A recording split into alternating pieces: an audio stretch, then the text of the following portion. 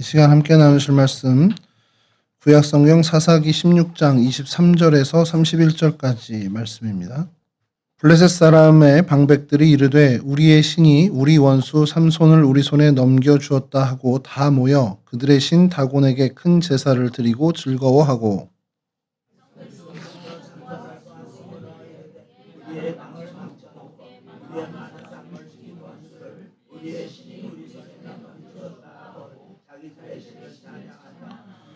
그들의 마음이 즐거울 때에 이르되 삼손을 불러다가 우리를 위하여 제주를 부리게 하자 하고 옥에서 삼손을 불러내매 삼손이 그들을 위하여 제주를 부리니라. 그들이 삼손을 두 기둥 사이에 세웠더니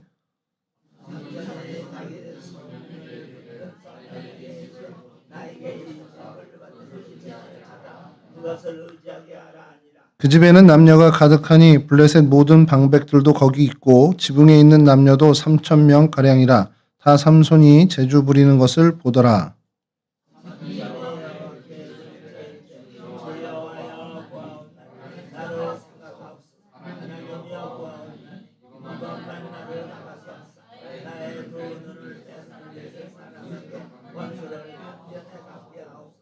삼손이 집을 버틴 두 기둥 가운데 하나는 왼손으로 하나는 오른손으로 껴 의지하고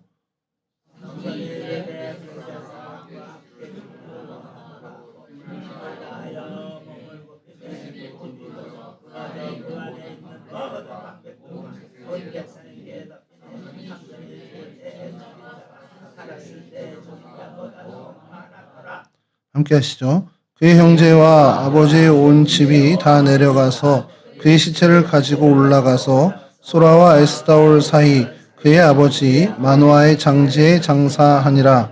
삼손이 이스라엘의 사사로 20년 동안 지냈더라. 아멘. 오늘 저희가 살펴볼 성경의 장소는 소라라는 곳입니다. 성경에 등장하는 소라는 히브리 말로 초르하라고 발음을 하고 있어요. 성경 지명사전이나 여러 그 원어 스트롱 코드 이렇게 좀 찾아봐도 이 어원이 좀 불분명합니다. 그래서 소라라는 어원을 말벌에서 이제 찾은 게 이제 가장 사실은 어떻게 보면 근접한 그런 어떤 연구입니다. 왜 말벌일까라고 이제 하는 것은 이제 학자들은 이 지역의 무슨 어떤 환경, 자연 환경이라든지 그런 것을 기인한 것이다라고 주장하는 경우가 있는데 많은 성경학자들의 이 공통된 그리고 가장 힘을 얻는 설은 이 외적을 찌르는 듯한 그 방어의 어떤 기지, 그래서 말벌처럼 이렇게 좀 재빠르기도 하고 좀 강인하기도 한 그런 이름을 반영한 것이 아니냐라는 것이 이제 성경학자들의 가장 유력한 설입니다. 그래서 이 초르아라는 단어 자체가 이제 말벌이라는 뜻과 또 이게 조금 변형돼서 나병이라는 그 단어로도 발전이 되는데 그거는 이제 이 지역의 유래와는 조금 먼저 거리가 있는 것으로 성경학자들은 보고 있습니다. 여기를 설명드리기 전에 지도를 좀 먼저 보시죠. 첫 번째 지도를 좀 보시면 이게 저희에게 너무 이제 익숙한 지도인데요. 여기가 이제 예루살렘이죠. 예루살렘이고 거의 정서쪽으로 이동하면 이 초르아, 이 소라가 등장을 합니다. 요 거리가 한 15km 정도 됩니다. 직선거리로 15km 정도 됩니다. 이스라엘이라는 이 땅 자체가요. 저기서 여기까지 그렇게 멀지 않습니다. 굉장히 좁은 땅이죠. 저희로 치면 경상북도 정도 면적 전체가 그 정도라고 하는데 15km 정도 이제 직선거리가 됩니다. 그래서 요 직선거리를 좀 체감을 하기 위해서 서울시청에서부터 하면 김포공항까지가 직선거리가 15.7km 정도 된다고 합니다. 그래서 서울시청도 좀 저희랑은 별로 거리가 머니까 제기동역 기준으로 하면 선유도 공원이라고 혹시 아시는지 모르겠는데 거기 선유도 공원까지가 15.5km 정도, 그러니까 그 정도 거리예요. 예루살렘에서 소라까지가. 예루살렘에서 소라가 그렇게 멀지 않은 거리이고 이 지역을 전에 저희가 이곳을 살필 때 이스라엘 지형이 저희 나라는 이렇게 평지가에서 동고서저 이렇게 지리 시간에 배우셨잖아요. 이스라엘은 여기가 이제 해안 평야가 이렇게 있고 그 해안 평야와 이 유다 산지, 예루살렘이 속한 유다 산지 사이를 쉐필라라고 해서 쉐필이 이제 낮다라는 히브리 말인데 쉐필라라고 해서 이제 저지대, 구릉지대라는 뜻을 갖고 있는 지역으로 구분합니다. 그래서 해안 평야가 이쪽으로 쫙 돼 있고, 그다음에 쉐필라 지역이 이렇게 있고, 그리고 유대 산지가 있고, 그다음에 요단 계곡 이런 식으로 이제 좀 단면도가 그렇게 돼 있습니다. 그래서 이 쉐필라 지역이 성경에 보면 블레셋이 뭐 다윗왕과 싸웠다, 사울이랑 뭐 블레셋과 전투가 있었다. 이게 거의 다 이 쉐필라 지역입니다.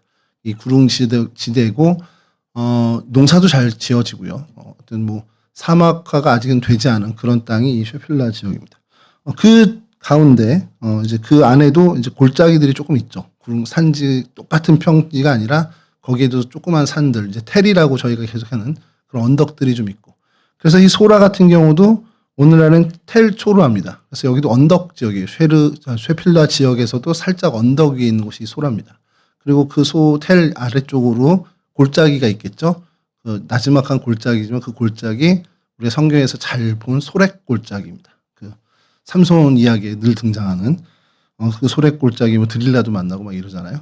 그쪽이 여기입니다. 그걸 좀 더 좀 자세히 보면 다음 지도 보여주시면 예루살렘에서 이쪽 서쪽으로 쭉 와서 여기가 이제 텔 소라인데 여기 약간 이제 구릉지대 안에서도 약간 이제 언덕이 있는 쪽입니다.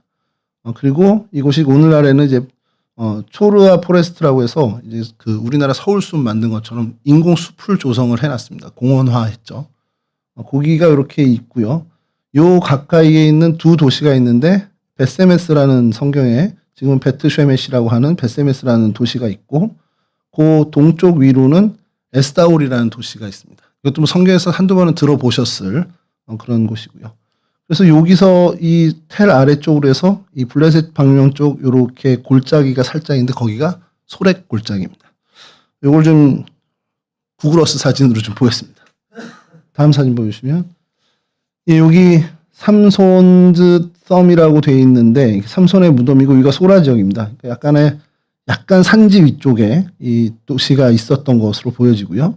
그 아래쪽으로 이 골짜기가 있는데 이 이어진 골짜기가 쭉 소렉 골짜기입니다. 그리고 여기가 베세메스 현재도 베트쉐메시 이름을 그대로 갖고 있는 도시고요.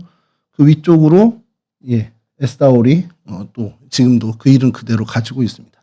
이런 지역을 좀 갖고 있습니다. 이런 지형의 모습을 갖고 있습니다. 오늘날에도 뭐 여기가 사람들이 많이 찾는 이제 관광지화돼 있고요. 그래서 이곳을 좀 오늘 살펴보려고 하는데 말씀드린 것처럼 예루살렘에서 서쪽으로 그렇게 멀지 않은 곳 텔초라라고 요즘 오늘날에도 텔초라라고 부르고 있고요. 고대 유적지로 관리 감독하고 있습니다. 그리고 그곳에 숲을 조성해서 어떤 국립공원화 했는데 국립은 전혀 아니더라고요. 그래서 그냥 공원화 했는데 왜 국립이 아니가 그랬더니 이따 사진도 잠깐 보여드리겠지만 많은 기부금을 받아서 우리가 민자도로 만들듯이 민간 자본으로 이제 숲을 조성을 했습니다. 그래서 이곳에 뭐 하이킹 코스도 있고요. 뭐 야영 캠프장도 있고 굉장히 그런 것이 많더라고요. 그래서 그런 식으로 숲을 조성해 놓은 상황입니다. 현재는 그렇습니다. 유다 산지 서쪽 지중 해안 평야 그 사이에 위치한 쉐필라에 있고요. 이제 서쪽에 블레셋 사람들이 이제 살고 있을 그때 당시에 이 예루살렘을 향해서 오는 길은 이 소렉 골짜기를 따라오거든요. 그러다 보니까 이 소라라는 곳이 살짝 골짜기보다 살짝 언덕 위에 있어서 워치타워 역할을 하는 겁니다. 그래서 블레셋이 침투하는지 하는지 딱 그것을 이제 경계하면서 볼 수 있는 그 위치에 있는 군사적으로도 굉장히 중요한 그런 자리. 그래서 르호보암 왕 때 이곳에 이제 요새를 건설하는 기사가 성경에도 등장을 하죠. 요 정도의 어떤 지리적인 모습을 갖고 있다는 것을 염두에 두시고 성경에 이곳을 좀 언급한 것을 좀 살펴보려고 하는데요. 여호수아 15장에 보면 이곳이 유다 지파가 분배받은 평지 성읍으로 등장을 합니다. 그래서 15장 20절을 읽어드리면 유다 자손의 지파가 그들의 가족대로 받은 기업은 이러하니라 라고서 열거를 하면서 33절에 가서 평지에는 에스다올과 소라와 아스나와 이렇게 해서 이 소라가 땅을 분배할 때 여호수아 시절에 땅을 분배할 때 유다 지파 땅으로 언급이 돼요.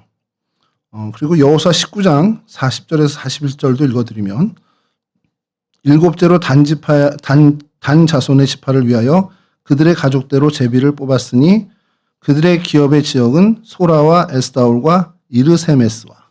근데 희한하죠. 그 단 지파를 분배해 줄 때도 이 소라가 등장을 합니다. 그러니까 이게 이제 성경학자들 얘기는 유다 지파, 단 지파 그 사이에 경계에 있는 그 맞물려 있다 보니까 유다에서도 이야기할 때 뭐 이 지역이 좀 그 광활하게 넓은 건 아니지만 딱 접경지다 보니까 단 지파에게도 일부 속하고 유다 지파에게도 일부 속하는 그리고 또 그 단 지파를 넘어서는 블레셋 지역에게도 약간 속해 있는 그런 땅으로 성경학자들은 얘기를 합니다. 그러니까 이곳에선 계속 영토 분쟁이 일어날 수밖에 없었던 거죠. 뭐 유다 지파와 단 지파의 영토 분쟁은 아니지만 이 블레셋과 이스라엘 공동체의 영토 전쟁이 계속 끊이지 않고 있었던 지역이 바로 이 소라 지역입니다. 그래서 성경에 또 하나 언급되는 것이 역대하 11장 5절 그리고 역대하 11장 10절에 이걸 연속해서 읽어드리겠습니다. 르호보암이 예루살렘에 살면서 유다 땅에 방비하는 성읍들을 건축하였으니 그 다음에 10절을 읽어드리면 소라와 아얄론과 헤브론이니 다 유다와 베냐민 땅에 있어 견고한 성읍들이라. 이곳에 방비하는 성읍, 요새를 건축을 합니다. 여러 군데 건축을 했는데 그 중에 하나가 이 소라 그리고 헤브론, 야알론 이렇게 등장을 하는 거죠. 그러니까 이거 군사적으로도 굉장히 중요한 그 거점 도시다 보니까 르호보암이 이제 통일 왕국 그것을 이어받으면서 이곳에 어떤 군사 요새를 이제 건축하게 된 것이 성경에서 언급이 됩니다. 이때는 명확하게 유다 땅이죠. 그러니까 통일 왕국, 통일 이스라엘의 땅입니다. 왜냐하면 이때 이제 사사기 이 시대에 단지파가 성경에서 북쪽으로 올라가면서 사라지죠. 사라지고 난 이후에 성경에선 줄곧 이 지역이 뭐 유다 땅 혹은 베냐민 땅 이렇게 언급이 계속 되고 있습니다. 그래서 요런 정도로 성경에서 언급이 되고 있고요. 성경에서 일어난 사건들, 그럼 이 소라를 중심으로 해서 소라 땅에서 혹은 그 인근에서 일어난 사건들을 좀 살펴보면 삼손이 가장 먼저 연관이 됩니다. 사사기 13장 2절인데요. 오늘 저희가 읽은 본문보다 좀 앞선 그런 내용입니다. 소라 땅에 단지파의 가족 중에 마누아라 이름하는 자가 있더라. 그의 아내가 임신하지 못함으로 출산하지 못하더니. 우리가 잘 알고 있는 삼손의 이야기의 첫 시작이 이렇게 됩니다. 단지파였고요. 그리고 그곳에 마누아라는 사람이 있었고 그의 아들이 삼손이라는 것을 밝혀주는데 이 마누아라는 사람이 거주하던 지역이 바로 이 소라 땅이라는 것을 성경에서 명확하게 밝혀주고 있습니다. 이 이후에 삼손에 대한 이야기 계속 등장하는데 뭐 삼손이 등장해서 뭐 여기저기 막 돌아다니니까요. 성경에선 이제 소라 땅에 대해서는 별로 언급이 없다가 사사기 13장 24절 25절에 다시 소라 땅이 좀 언급이 됩니다. 그 여인이 아들을 낳음에 그의 이름을 삼손이라 하니라. 그 아이가 자라매 여호와께서 그에게 복을 주시더니 소라와 에스다올 사이 마하네단에서 여호와의 영이 그를 움직이기 시작했더라. 그러니까 이 삼손이 성령의 임재를 받고 성령이 주관하시는 대로 움직였다라는 것, 이것을 성경에서는 어쨌든 밝히고 싶었는데 그 지역이 어디냐? 마하네단입니다. 그래서 단의 지경이라는 뜻을 갖고 있습니다. 이것은 그러니까 어떤 지명 이름은 아니고요. 마하네단은 그냥 단지파 사람들이 모여 있는 곳, 그런 어떤 불악지 정도로 생각하는데 그 지역이 어디 있었냐면 소라와 에스다올, 아까 그 지도에 소라와 에스다올 그 산지에 있었다라는 겁니다. 그러니까 소라 땅에 있었다라는 겁니다. 그러니까 태어나고 자란 곳에서 하나님의 영을 성령의 임재를 경험했다라는 것을 밝혀주는 거죠. 성경에서 그런 사건을 이야기해 줍니다. 그리고 오늘 본문에서도 나온 건데요. 사사기 16장 31절 그의 형제와 아버지의 온 집이 다 내려가서 그의 시체를 가지고 올라가서 소라와 에스돌 사이 그의 아버지 마노아의 장지에 장사하니라. 삼손이 이스라엘의 사사로 20년 동안 지냈더라. 태어나고 자라고 성령의 임재도 경험하고 그리고 여러 활동을 하다가 결국엔 죽어서 묻힌 곳이 바로 이 소라 땅이라는 것을 언급해주고 있습니다. 이 사건은 좀 이따 저희가 좀 또 구체적으로 다뤄볼 텐데, 이렇게 이제 삼손과 관련된 사건들에 이 소라가 좀 등장을 하고요. 삼손과는 관련이 아주 없는 건 아니지만 삼손을 언급하지 않는 사건이 몇 가지 있는데, 단지파가 이주할 때 이곳에서부터 출발했다라는 기사가 사사기 18장 2절에 등장합니다. 사사기 18장 2절에 단자손이 소라와 에스다올에서부터 그들의 가족 가운데 용맹스러운 5사람을 보내어 땅을 정탐하고 살피게 하며, 그러니까 단지파가 이곳에 거주를 하는데 힘들었던 것 같아요. 그러니까 계속 블레셋하고 계속 다툼이 있고 하니까 좀 자리를 옮겨보자. 그러니까 이사 가자 해서 어디가 괜찮을까 하고서 5명의 용감한 정탐꾼을 이제 보냅니다. 이 장면을 보면서 드는 생각은 여호수아가 가나안 땅을 정탐할 때 그렇게 하잖아요. 그러니까 이게 또 보고 배운 게 이거구나. 시간이 한참 지냈음에도 불구하고 그래서 이 단지파 사람들이 그래서 저 위, 요단 저 위쪽으로 이제 옮겨지게 되는 것이 성경의 역사입니다. 이렇게 이제 단지파의 이주가 출발된 곳이 이 소라, 원래 이 단지파들이 살았던 곳이다라는 것이 한번 언급이 되고요. 그다음에 르호보암 왕 때 요새화 되었다라는 건 아까 좀 전에 11장 10절에서 제가 살펴본 그 내용이 들어가고, 이제 포로기 이후에도 이 소라 땅이 한 번 더 언급이 됩니다. 느헤미야 11장 25절과 29절인데요. 이거 같이 좀 읽어드릴게요.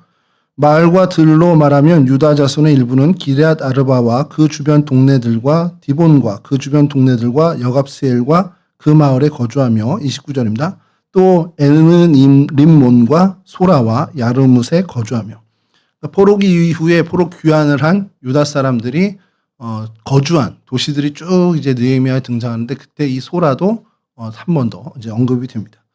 사실상 이 소라 지명을 가지고 언급된 건 성경에서 이곳이 이제 거의 이제 마지막인데요. 조금은 요가 결과 좀 다르게 소라라는 이 지명이 족속의 이름으로 성경에서 등장하는 곳이 있습니다. 역대상 2장 53절인데요. 기럇 여아림 족속들은 이델 종족과 붓 종족과 수맛 종족과 미스라 종족이라 이로 말미암아 소라와 에스다올 두 종족이 나왔으며, 그러니까 유다 자손 명부에 소라 족속 그리고 기럇 여아림 족속 에스다올 종족 이렇게 해서 이런 종족을 얘기할 때 소라 종족이라는 종족이 있다라는 것을 좀 확인하게 되는 거죠. 이게 굉장히 너무 지엽적인 부분이라 저희가 성경을 읽으면서 한 번도 신경 쓰지 않았고 또 신학적으로도 공부할 때 이런 거 거의 언급되지 않는 부분이긴 합니다. 그래도 오늘 소라를 저희가 살펴보니까 소라가 이렇게 그러니까 지명이 아닌 종족 이름으로도 언급됐다라는 것을 한번 좀 기억했으면 좋겠고요. 역대상 4장 1절에서 2절, 유다의 아들들은 베레스와 헤스론과 갈미와 훌과 소발이라. 소발의 아들 르아야는 야핫을 낳고 야핫은 야후메와 라핫을 낳았으니 이는 소라 사람의 종족이며.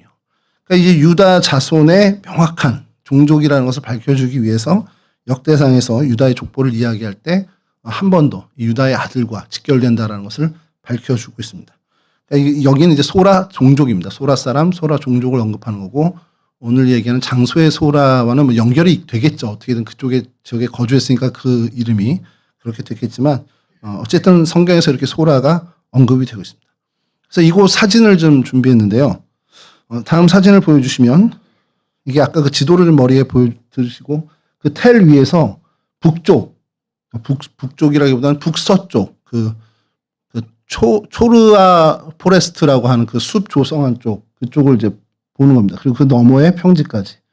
이런 정도의 모습을 갖고 있고요.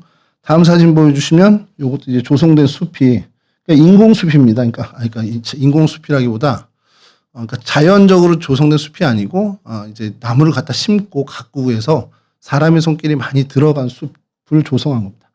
그러니까 이 사진만 보면은 이게 팔레스틴 땅인가 싶을 정도로 이제 우거져 있죠. 그래서 조금 좀 이상하네요. 팔레스틴 사면은 좀 약간 건조하고 사막 같은 느낌 이런데 그냥 숲입니다.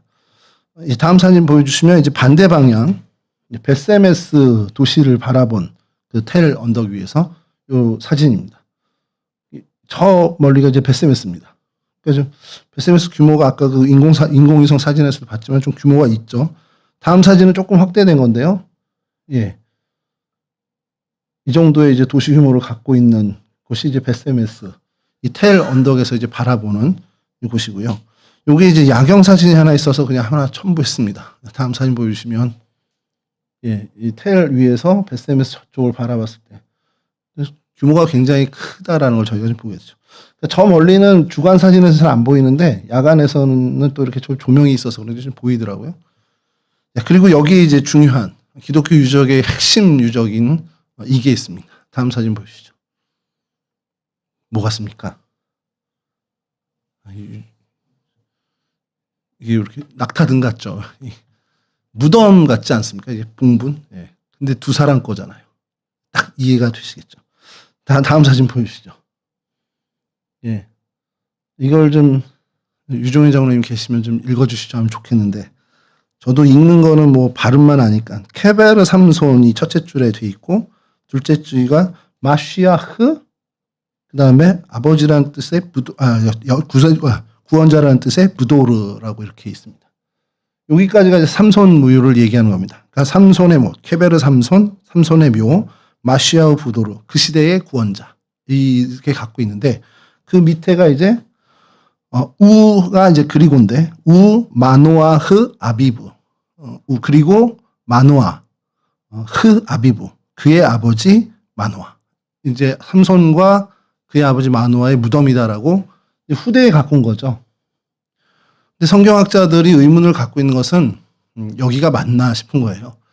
근데 이제 지리적인 거나 성경의 언급이나 여러 전승에서는 이곳쯤이 될 것 같다라고 생각을 하는 건 맞는데, 딱 여기다 이렇게 하기 쉽지는 않습니다. 그래서 이 안에 시신이 있냐? 그렇지는 않습니다. 그냥 이 자리였을 것이다라고 해서 기념물을 만들어 놓은 것이 이런 이제 무덤 형태로 해 놓은 겁니다.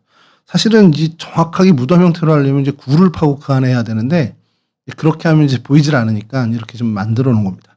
그래서 요거를 좀 뒤쪽에서 찍은 사진이 하나 있더라고요. 고맙게도. 이런 형태입니다. 이런 형태로 있고, 여기가 근데 중요한 것이 요 돌바닥, 여기에 이 컵 모양으로 이렇게 파인 데가 있잖아요.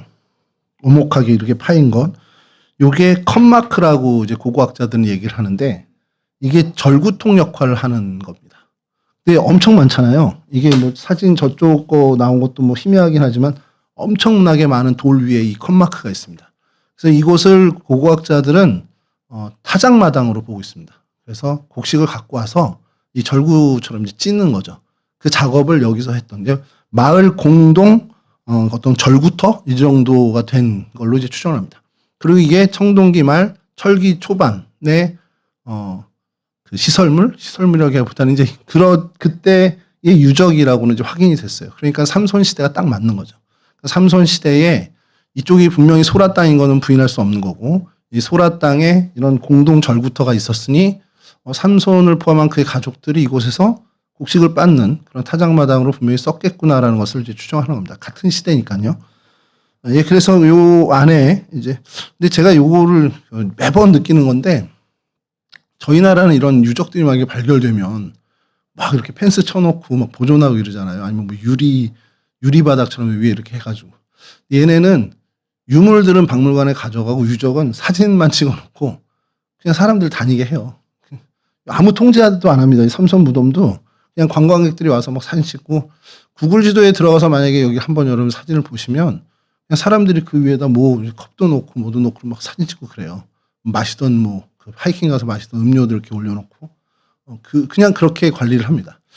그게 자연 친화적인 건지 잘 모르겠는데 저희와는 좀 다른 정서로 관리를 하거든요. 그러다 보니까 이 절구터에도 이렇게 그냥 계속 풀이 자라나고 또 죽기도 하고 이렇게 됩니다.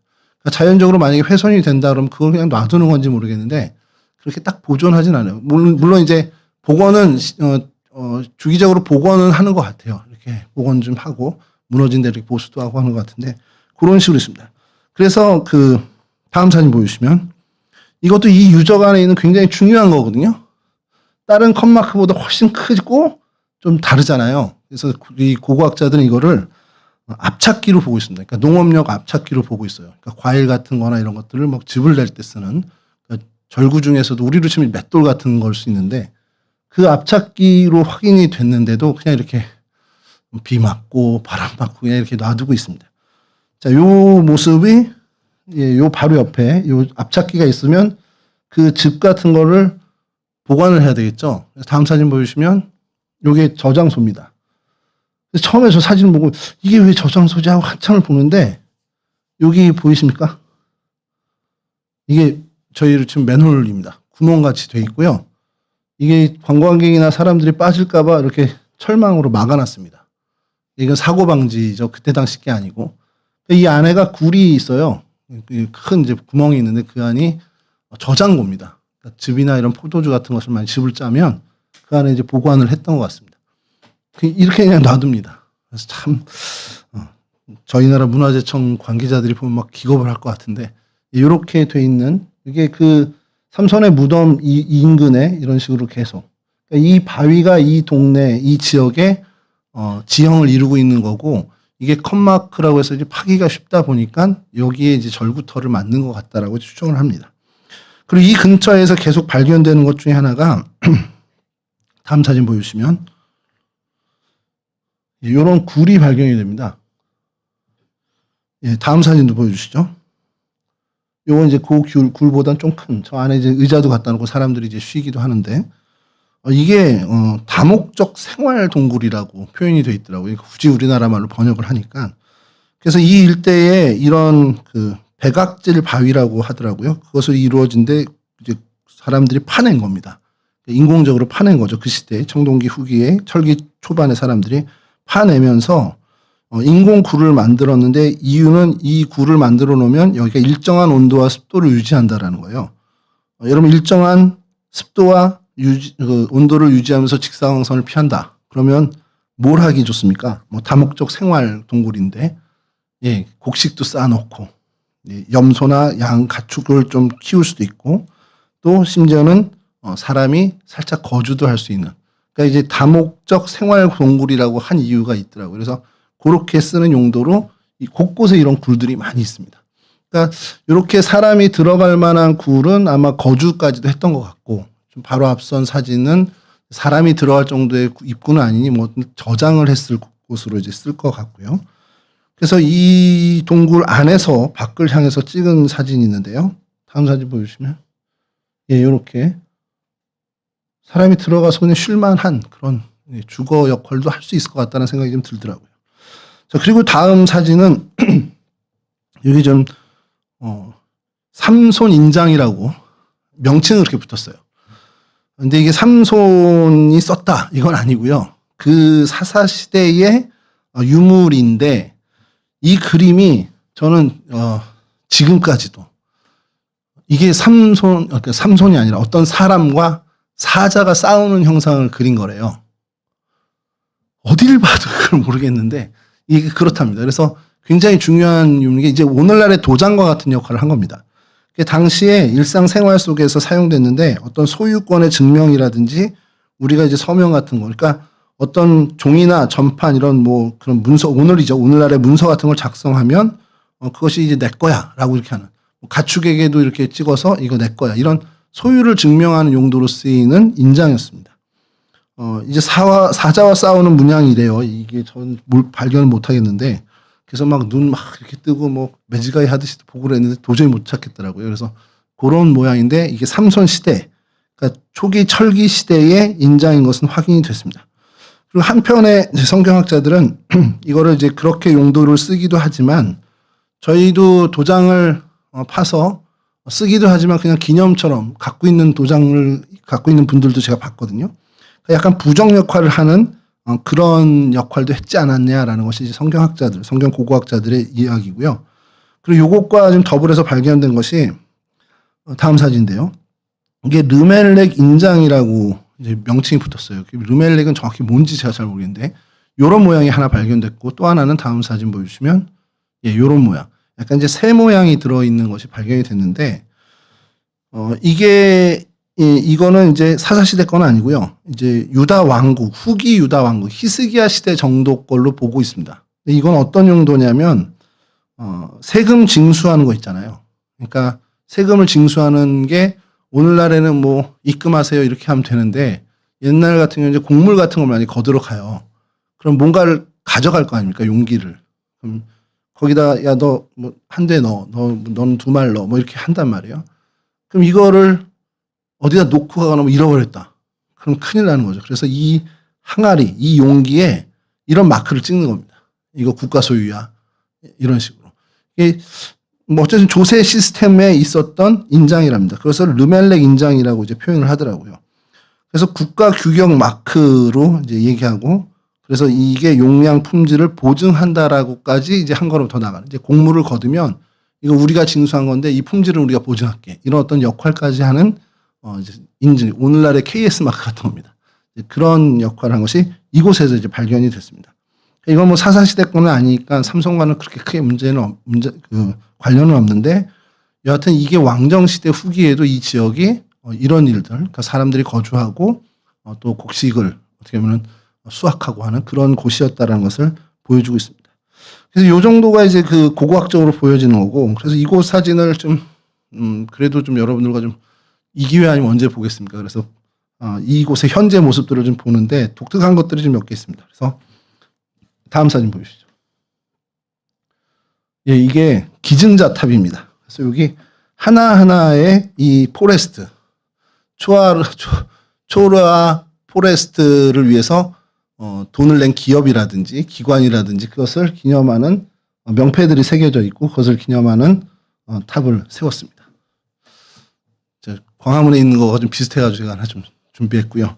다음 사진은 여기에 그 하이킹 코스도 있고 캠핑장도 있고 여러 개 있는데 조각의 길이라는 그 테마가 하나 있습니다. 삼손의 길이라는 테마도 있는데 그거는 그냥 고행길처럼 이렇게 수도사들이 걷는 길이라 뭐 크게 뭐 있는 건 없는데 조각의 길이라고 해서 세계 여러 예술가들이 이곳에서 조각을 한 작품들을 전시해 놨어요.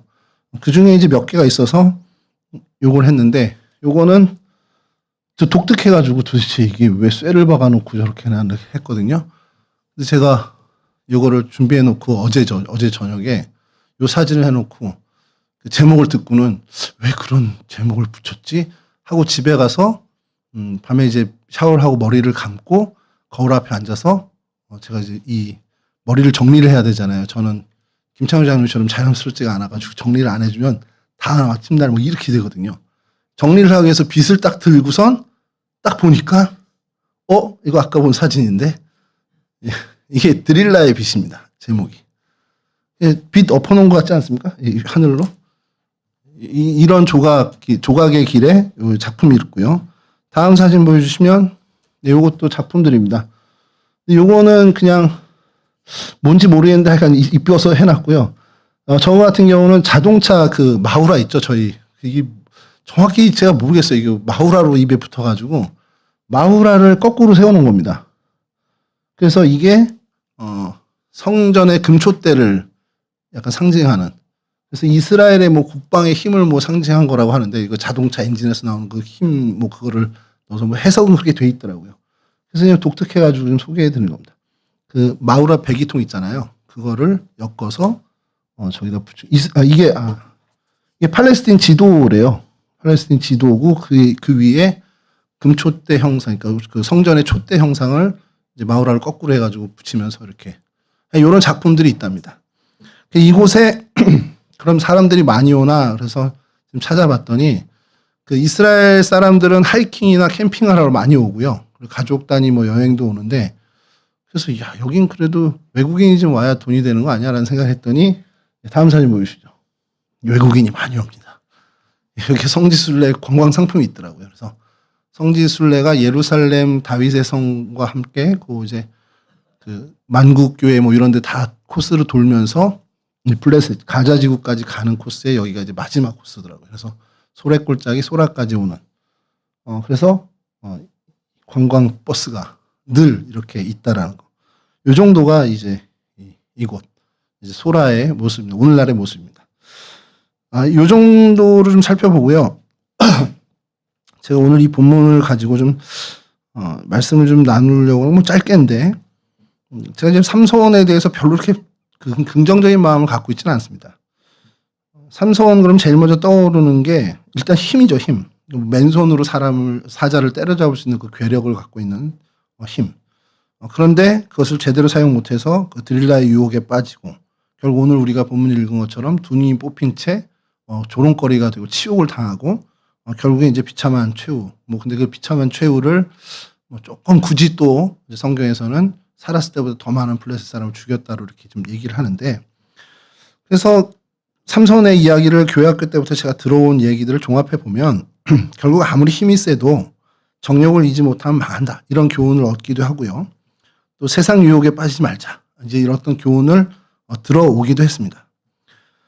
근데 제가 보기도 하고 또 성경학자들의 이야기 그리고 많은 이제 설교들 들으면서 근래에 이제 드는 생각은 삼손의 그 삶을 꿰뚫는 어떤 진짜 비극은 여자의 유혹에 빠졌다. 여자에게 약했다에 있지 않다라는 겁니다. 그의 근본적인 실패가 조금 우리가 생각해 봐야 할 주제이긴 한데, 하나님이 주신 공적인 그 공적인 사명을 지극히 개인적인 용도로 우리 오늘날에 많이 쓰는 사유화했다라는 게 사실 그게 가장 치명적인 단점이라는 겁니다. 그리고 독특한 것이요, 사사기를 저희가 쭉 읽어보면 많은 사사가 나옵니다. 기드온에게는 300용사가 있었다는 걸 우리 너무 잘 알고 있고요. 또 드보라는 여자 사사이지만 바락이 같이 등장하면서 1만 군사가 그를 도왔고, 그리고 정말 굉장히 어떻게 보면은 내성적이었던 입다 같은 경우도 동료들이 붙어서 이 사사일을 해 나간단 말이에요. 근데 참 희한하게 어떻게 보면 가장 완벽한 스펙을 갖고 있는 용사로서, 영웅으로서 가장 완벽한 스펙을 갖고 있는 삼손은 동역자가 단 한 명도 없었다라는 겁니다. 진짜 나홀로 슈퍼 영웅입니다. 홀로 하는 슈퍼 영웅. 근데 그가 블레셋과 싸워요. 어쨌든 하나님이 그렇게 사용하신 거겠죠. 블레셋과 싸우는데, 근데 이 블레셋과 싸우는 이유를 보면 좀 영웅이 맞나 싶을 정도인 게, 내 아내를 뺏겼으니까 내가 복수할게. 또 쟤네들이 나 수수께끼로 사기쳤으니까 나 갚아주겠어. 거의 이런 이유로 싸움을 해요. 그러니까 이스라엘의 구원이나 하나님의 영광이나 어떤 거룩한 전쟁이 아니라 철저하게 자기 감정, 자기 기운에 치우친 그냥 사사로운 사적 복수극을 하는 것이 거의 삼손의 얘기입니다. 그러니까 하나님이 엄청난 은사를 자신에게 주셨는데, 그 주신 은사를 가지고 좀 나쁘게 얘기하면 영웅놀이를 하는 것 같은, 그리고 정말 자기 사생활을 위해서 그걸 다 소모해버리는 것 같은 그런 모습을 삼손에게서 발견한다라는 겁니다. 사실 밧줄에 묶여서 조롱거리가 되기 훨씬 이전부터 이런 모습을 계속 보여왔고, 결국은 그의 그런 모습이 실패를 향해서 계속해서 달려가는 것 같은 그런 모습일 수밖에 없다라는 거죠. 그래서 23절을 좀 보면요, 오늘 본문에 제일 앞서서 읽는 것인데 제가 좀 읽어드리겠습니다. 블레셋 사람의 방백들이 이르되 우리의 신이 우리 원수 삼손을 우리 손에 넘겨줬다. 저는 이 말이 좀 굉장히 마음에 계속 걸리는 거예요. 자기네들이 드릴라를 꼬셔서 해서 어쨌든 잡아놓은 그 온갖 계략과 술책으로 잡은 건데, 얘네들은 뭐라고 고백하냐면 우리의 신이 삼손을 잡게 해줬다는 거예요. 여러분, 고대 근동 이 시대도 그렇고 이 이후 시대도 그렇지만 고대 근동의 민족과 민족, 부족과 부족의 싸움은 부족 간의, 민족 간의 싸움을 넘어서서 자신들이 섬기는 신과 신의 전쟁이었단 말이에요. 그러니까 블레셋 사람들이 그들이 볼 때는 삼손을 잡은 건, 자기네들 어떤 계략을 써서 모르겠지만 삼손을 잡은 건 우리 신 다곤이 쟤네 신 야훼 여호와를 이긴 거야 라고 인식을 한다라는 거예요. 그러니까 이게 삼손이 잡혀서 그렇게 조롱거리가 3,000명 구경꾼 앞에 조롱거리가 된 거는 단순히 삼손 하나의 치욕이 아니라 적어도 당시 문화에선 여호와 하나님이 굉장히 치욕을 겪게 되는, 하나님의 이름이 엄청나게 훼손되는 사건이라고 볼 수밖에 없다라는 겁니다. 그때 자기의 사명을, 자기의 유익만을 자기 개인적인 것으로만 사용했을 때 결과가 이렇게 되더라는 거죠. 세상 사람들의 오늘날의 엔터테인먼트 같은 어떤 그 유익거리가 되더라는 겁니다. 그래서 이 부분이 굉장히 좀 마음이 답답한데, 오늘 본문에는 넣지는 않았지만 오늘 본문의 바로 앞절에 이 말씀이 있습니다. 16장 22절인데요. 그의 머리털이 밀린 후에 다시 자라나기 시작하니라. 이 말이 끝나면서 오늘 저희가 읽은 본문으로 이어지는 겁니다. 이 말도 계속 이제 마음에 계속 이제 되새겨지는 거죠.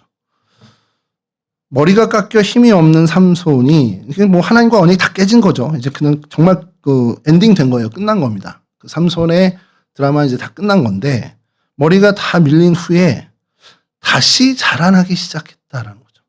이게 엄청난 하나님의 그 복선, 은혜의 복선이 깔리는 겁니다.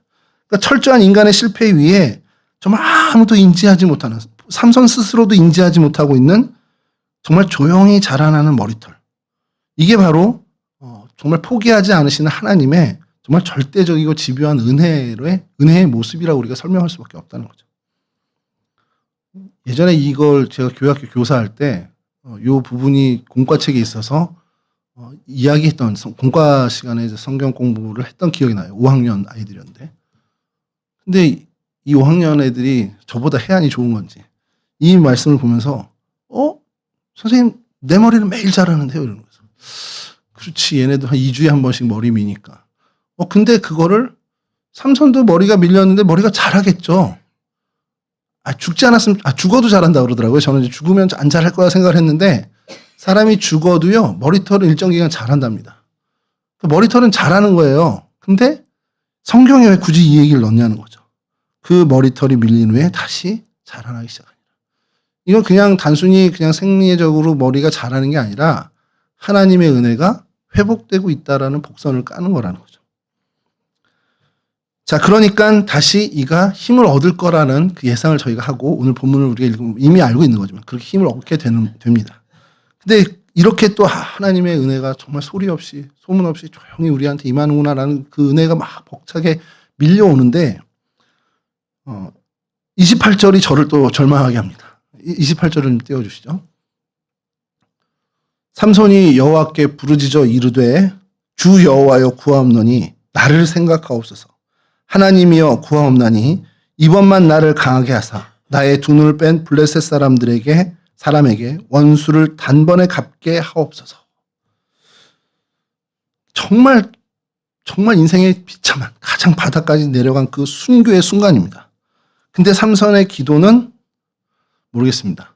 굉장히 드라마틱하긴 한데 제가 볼 때 이 앞선 그 이야기들을 보고 삼손에 대한 답답함이 있고 또 하나님의 은혜에 대한 정말 감동이 밀려올 때 그 관점으로 보면 이 기도는 2% 부족해 보여요. 하나님의 영광을 위해 저 다곤 신을 비롯해서 하나님의 이름을 망치고 하나님의 이름을 더럽히고 하나님을 조롱하는 저희들에게 하나님의 살아계심을 내가 보여주고 싶습니다. 이 기도여야 할 것 같은데 그는 여전히 하나님의 영광과 하나님의 이름이 아니라 내 누나를 뽑은 원수를 갚게 해주세요. 지극히 개인적이고 앙심에 찬 그 기도를 드리고 있다는 겁니다. 사람 안 변하는구나 이런 생각이 좀 드는 거죠. 그런데도 그 안에 정말 놀랍게도 하나님은 이 불완전한 기도에 응답을 해주셨다라는 겁니다. 그래서 굉장히 중요한 질문을 좀 해본 거예요. 그렇다면 하나님이 이 삼손의 이기적이고 이 복수심을 인정하고 훌륭하다 하신 건가? 인정하다 훌륭하다는 아니지만 그래도 불쌍히 여기신 건 맞죠. 근데 여기에 우리가 좀 여기서 그냥 멈추는 건 좀 아쉬운 것이 하나님은 이 사건을 통해서 이 이야기를 읽는 이 후대에 많은 하나님의 백성들, 그 이후에 수천 년 동안의 하나님의 백성들에게 무엇을 얘기하고 싶었을까라는 겁니다. 기독교 역사에 오래된 전통 격언이 하나 있습니다. 구부러진 막대기로 곧은 선을 그으시는 하나님. 그러니까 하나님은 선을 곧게 그으시는 분인데 그 곧은 선을 그으실 때 구부러진 막대, 휜 막대도 하신다라는 거죠. 성경의 이야기는 아니지만 기독교의 오랜 전통의 격언입니다. 삼손의 목적은 사적인 복수였습니다. 그런데 하나님은 그 흠집 많은 삼손의 그 마음과 그 기도조차도 사용하셔서 하나님의 위대한 그 원대한 뜻을 이뤄내셨다는 거죠. 삼손이 훌륭해서가 아니라 이 사건에서 삼손이 드디어 깨우쳤구나, 삼손이 드디어 하나님을 찾았구나가 아니라 하나님의 구원과 하나님의 그 구원 계획과 하나님의 그 주권이 얼마나 위대한지를 우린 봐야 된다는 거예요. 그 하나님의 구원의 계획, 하나님의 그 주권이 삼손의 그 한계를 훨씬 더 뛰어넘는 그런 역사의 힘을 갖고 계시다는 것을 저희가 봐야 한다는 겁니다. 삼손은 끝까지 불완전했습니다.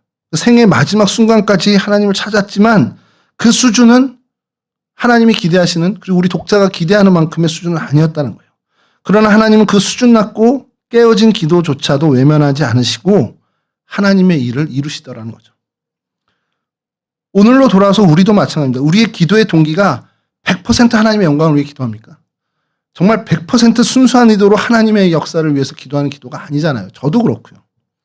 100% 순수하지 않아도, 순수하지 못해도, 그리고 그것이 때로는 내 억울함과 내 이기심에 섞여서 정말 하나님께 한탄하듯 기도하는 그 기도도 하나님은 응답하셔서 하나님의 놀라운 뜻을 이루시더라는 겁니다. 그러니 우리가 해야 되는 것은 뭐냐?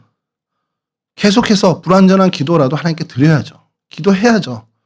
그러면 그 기도하는 시간을 통해서 우리의 불완전한 기도가 하나님이 만지시는 그 하나님의 터치로 인해서 보다 더 어제보단 오늘, 오늘보단 내일이 보다 더 온전해지는 기도로 발전하게 되더라는 겁니다. 오늘날 굉장히 지극히 개인화된 시대를 살아가고 있습니다. 나 혼자 잘하면 되고 남은 요즘 저희 꼬마애들 하는 얘기 알바노 이러더라고요. 나만 하면 되지 저 무슨 아무 상관 안 하는 거예요. 저 사람이 어떻게 되면 나라가 어떻게 되든 경제가 어떻게 되든 무슨 상관이야. 나만 잘 되면 되지. 너무 심할 정도로 그렇게 돼 있습니다. 근데 오늘 말씀을 통해서 우리가 하나님의 음성을 듣는 것은 하나님이 우리의 그 기도, 너 불완전한 기도야, 너 그런 기도하면 안 돼. 이게 아니에요. 우리를 정죄하거나 우리의 기도를 탓하는 게 아니라 우리를 보다 더 영광스러운 자리로 초청하고 계시는 겁니다. 내 두 눈을 뺀 원수를 갖게 해주십시오라는 우리의 그 이기적인 수준 낮은 기도를 하나님이 들어주시고 응답하시면서 은혜를 맛보게 해주시는 거예요. 그 은혜를 왜 맛보게 해주시냐? 그 은혜를 맛본 사람답게, 그 은혜를 경험한 사람답게, 그 은혜를 소유한 사람답게 이제는 그 우리의 수준 낮은 기도를 보다 더 하나님이 원하시는 기도, 하나님이 원하는 그 뜻을 이루는 사람으로, 그러니까 하나님이 우리에게 주신 사명을 사유화한 그런 고독한 영웅이 아니라 이제 정말 우리의 지경, 우리의 기도의 지경을, 우리의 봉사의 지경을, 우리 헌신의 지경을 넓히는데 나아가라는 겁니다. 하나님이 그래서 우리에게 은혜를 주시는 거예요. 너 은혜 줬는데 이제 빚 좀 갚아. 이 얘기 하시는 거예요. 내가 하나님 이렇게 이기적이고 삼손과 비교했을 때 좀 더 나은 기도도 아닌 내 기도를 하나님이 들어주시고 은혜를 주셨다.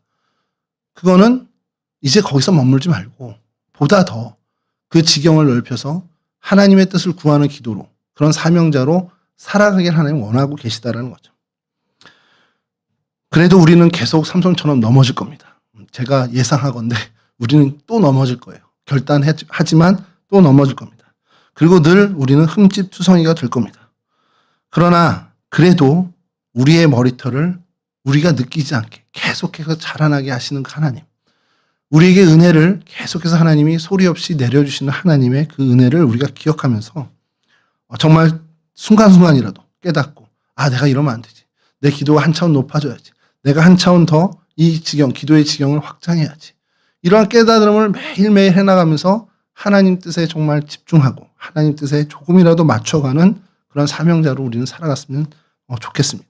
기도가 확장되고 우리의 본분에 충성하며 하나님의 영광을 위해서 살아가는 그 목표를 상실하지 않는 거룩한 하나님의 백성으로 사는 저와 여러분 되었으면 좋겠습니다. 이와 같은 은혜의 주인공들이 되시기를, 우리 동성애물 식구들이 그런 주인공이 되기를 주님의 이름으로 간절히 축원합니다.